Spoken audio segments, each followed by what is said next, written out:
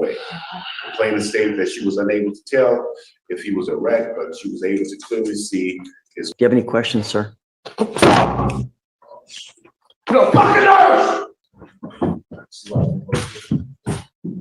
All right, guys, we've got a wild court hearing today featuring a sovereign citizen who completely loses it in front of the judge.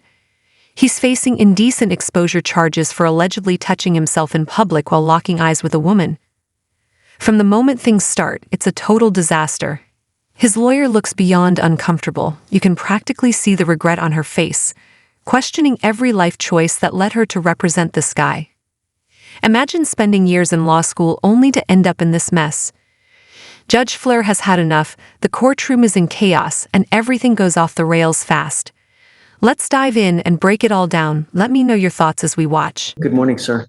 What was the last name again? Lane, Brandon Lane, yeah.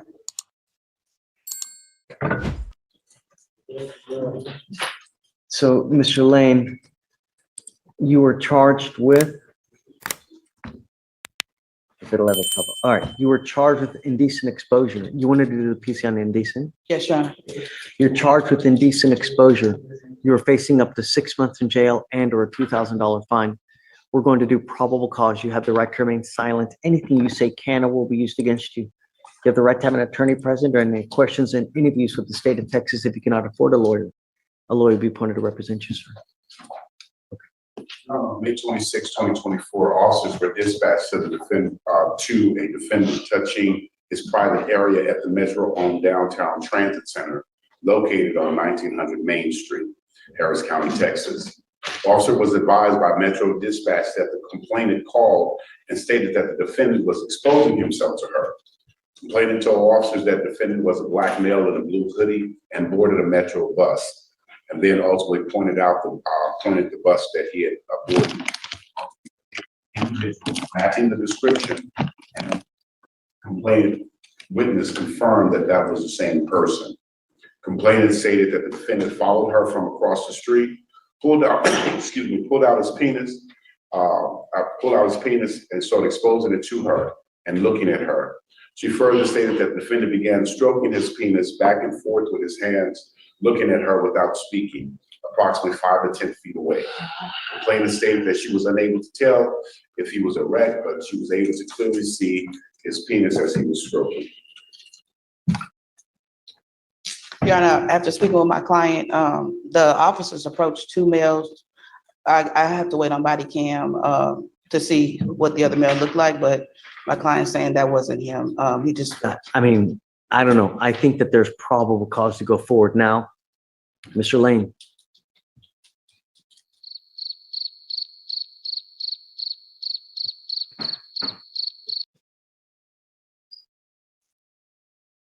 Mr. Lane, we will get the body cam to ensure and see if that is in fact you, because we don't know.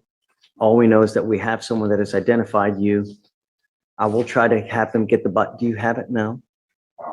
What evidence do you have now? This is a brand new case, Your Honor. This is the 26th, so I don't know. There's nothing in yet, so I literally just wrote this up before I came to court. Okay, I will, Mr. Lane, I will try to have them get the information and the body cams as quick as possible so we can verify that it is you. I would say let's try hopefully a week. The problem is that I can't give you a PR bond because you continue to take off on us. I had your evading arrest at 7503 because we can't get you here. So, okay. Do you have any questions, sir?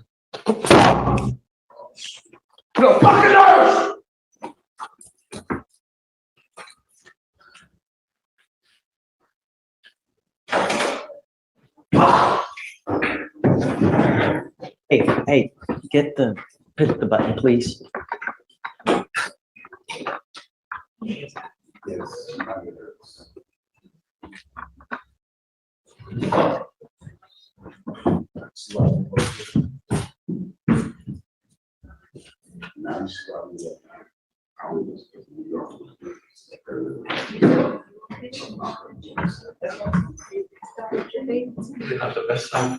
I don't know if it was this.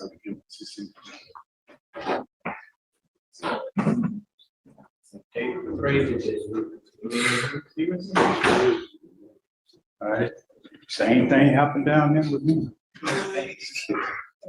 That was, no, Hey, Ms. Hayes, can we have him evaluated, please? On his previous case, Your Honor, his first case in your court, he was already set for a mental health evaluation, but he absconded. He's homeless.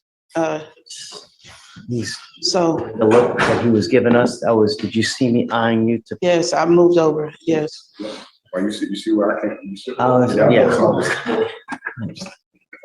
He's pretty coherent when I'm speaking with him, but I've seen the episode I coming just, about.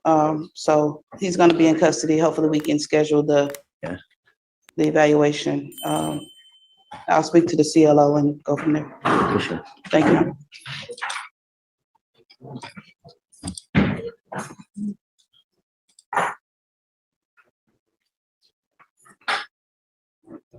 That was easily one of the craziest courtroom scenes I've seen in a long time.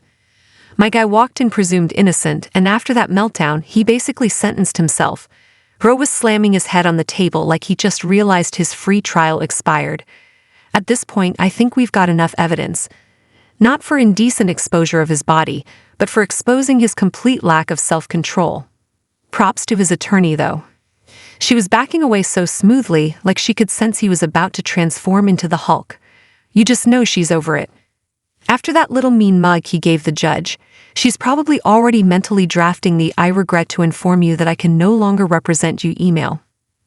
But anyway, let's jump into the next hearing where Judge Boyd is about to absolutely torch everyone for talking over her while she's just trying to get through the docket. If you are in the box, do not talk to your client while we're on the record. How do you know we're on the record? Because I call the style of the case. I keep saying that.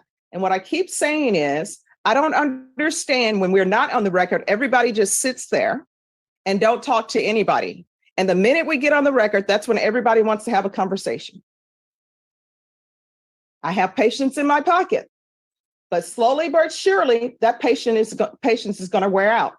Everyone who's on the trial docket, if you are on the trial docket, you need to have the court coordinator or the clerk pull your file so I can let you know when you can be back here for trial, because we're not going to do this thing where everybody is rushing up here at 12 o'clock when we're actually taking our lunch at 12, because the prosecutors need a break at 12. The staff needs a break at 12. The court reporter who's been taking down everything that everyone's been saying needs their break. The probation officer needs their break.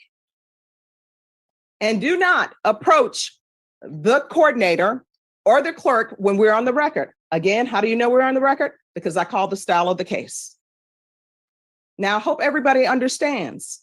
And now that I've said this, you know what's going to end up happening? I'm not going to hear any chatter, and we're not even on the record. The end. I've never seen Judge Boyd snap like that, but honestly, I get it. Imagine trying to keep order when every lawyer is rushing up like it's Black Friday at Walmart, all while just trying to make it to lunch. Judges have to stay in control, and under Rule 3.5 of the ABA's model rules, lawyers aren't even supposed to disrupt proceedings like that. So yeah, she had to shut it down fast. Before I wrap up, let me know what you thought about that sovereign citizen trying to turn his forehead into a gavel. That's not how you win a case, that's how you get a padded cell. And just a heads up, acting like that in court can get you charged with contempt, which means fines or even jail time. So yeah, not recommended. If you enjoyed this, hit that like button and subscribe for more. Let me know in the comments, was Judge Boyd justified, or did she go too far? Thanks for watching, and take care.